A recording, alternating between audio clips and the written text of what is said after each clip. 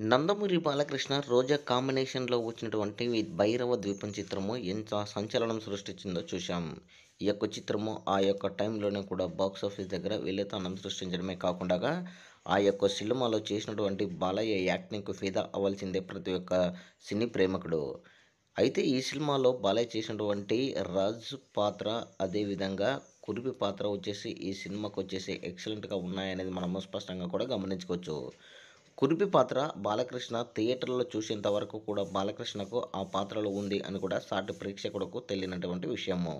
అయితే థియేటర్‌లలో ఆ పాత్ర చూసిన తర్వాత బాలయ్యనేనా అసలు, ఆ యొక్క రూపం ఏంటి, బాలయ్య చేసినటువంటి ఈ యొక్క నటనకు ఫిదా కావాల్సిందే అని కూడా చెప్పడం జరిగింది.